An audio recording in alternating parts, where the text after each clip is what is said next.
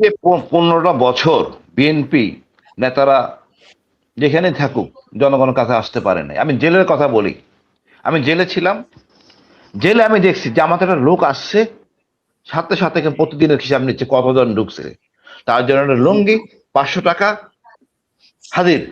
এবং এমনকি তারা ব্লাড প্রেশারের মেশিন এবং ডায়াবেটিসের ব্যবস্থা পর্যন্ত কর্মীদের দিচ্ছে। আর আমি আবার দেখছি যে বিএনপি লোকের সাথে ছিলাম, দেখছি আমি এই ছেলেটাকে, আমি একটা ছেলেকে দেখছি গাজীপুরেরই, সানাউল্লাহ ভাইয়ের অফিসে কোর্টে সে বসে আছে মন খারাপ করে, 1,000 টাকা দিছে, সানাউল্লাহ ভাইয়ের ডিমান্ড 2,000 টাকা। মন খারাপ কেন যে রাজনীতি করলাম। আসলে ভাই আপনারা যদি আপনার ভুলটা না বুঝতে পারেন, এই 15 বছর জামাত বসে থাকে নাই, গরিবের কাছে গেছে, আপনি তো বলতে পারবেন না এবিসিডি চাঁদা করছে, চাঁদা নিছে, কিন্তু নতুন করে একটা প্রজন্ম এসে গেছে চাঁদার জন্য, দৃশ্যমান বিএনপি। আপনি অস্বীকার করলে তো ভুল হবে।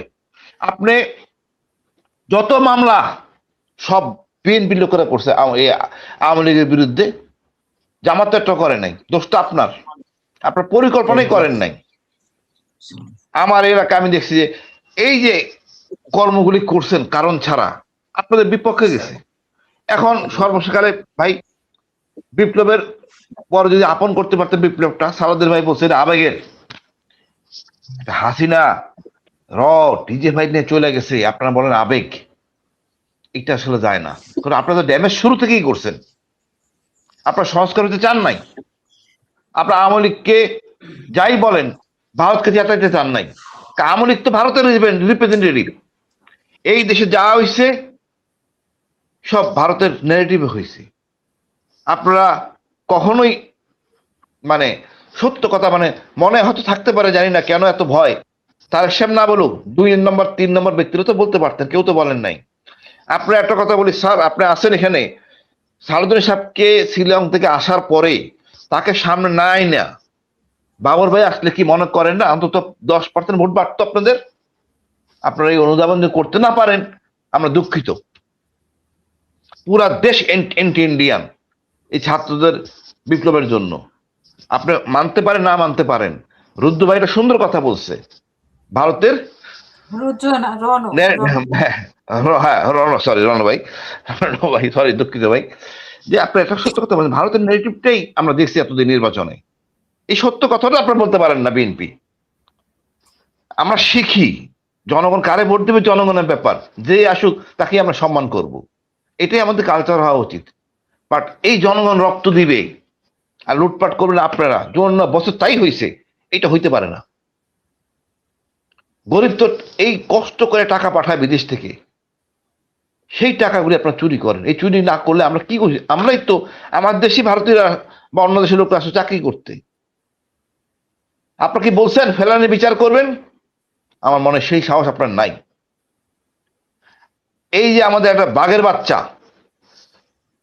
ওই সুখরঞ্জন বালি, তার একটা সাহসিকতা পুরস্কার দেওয়া দরকার। বলছেন বিচার করা দরকার, কিভাবে সে ভারতে গেল, বা ইলিয়াস আলী ভাই কেমনে কেমনে মারা হলো, এর বিচার হওয়া দরকার কঠিন ভাবে।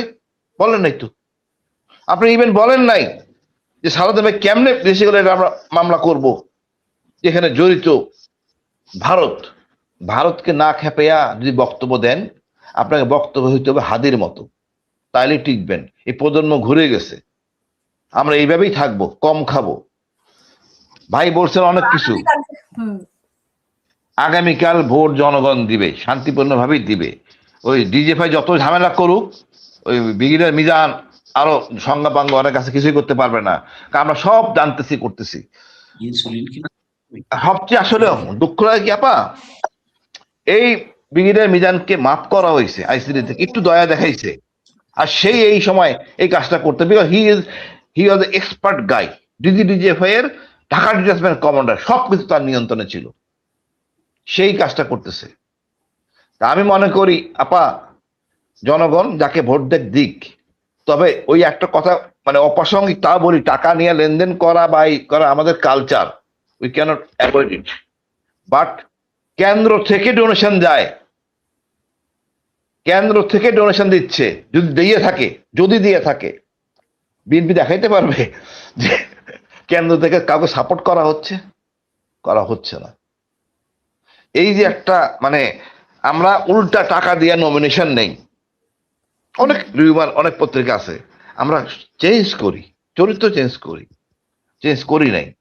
আমি মনে করি আপা জনগণের জিনিস, যে যারা খুশি তারা ভোট দেবে, তারাই আমরা সম্মান দেখাবো, হু আর হি, সবাই আমরা বাংলাদেশি বাঙালি। আগামীকালকে কি মনে হচ্ছে মানে কে জয়ী হবে? আমি ভাই আপা রাগ ডাকার কিছু নাই, আমিও আমার বউ দুইজনই জামাত ইসলামকে ভোট দিব।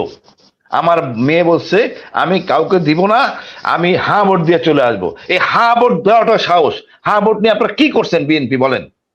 আপনারা বিপ্লবটা ধারণই করেন নাই। হ্যাঁ ভোট মানে হাদির চেতনা স্পিরিট, না মানে দিল্লির মোদি আতাই ফ্যাসিস্ট। তা আপনারা এগুলি না বুঝলে আমাদের কিছু করার নাই।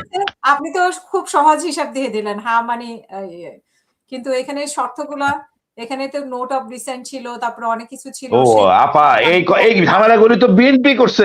এই ঝামেলা আক্তার স্যার জানেন, এই ঝামেলাগুলি বিএনপি করছে।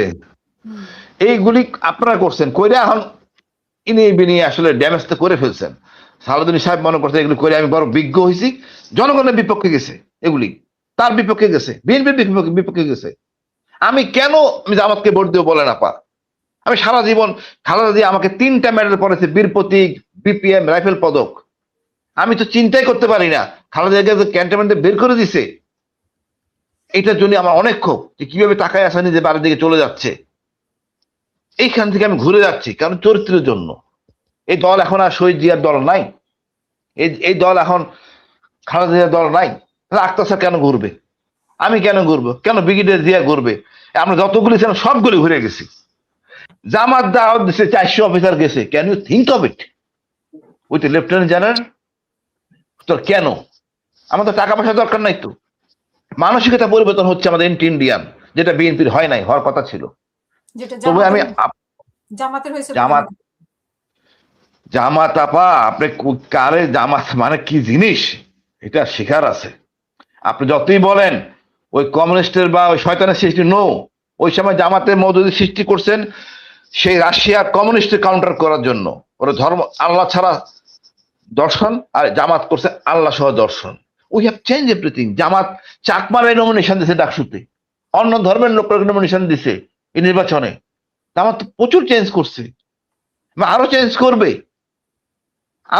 আমি শিওর। জনগণ যেটা চায় সেটাই জামাত করতে বাধ্য।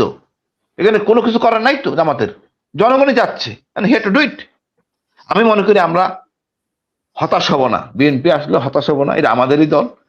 জামাত আসলে হতাশ হব না, এটা আমাদেরই দল। সবচেয়ে বড় কথা, আমরা সবাই বাঙালি, বাংলাদেশের। আমরা মনে করি কেউ যেন আমরা সেনাবাহিনী এবং গোয়েন্দাকে ব্যবহার না করি। ওরা হলো গিয়া দেশের, দলের না। ধন্যবাদ আপা।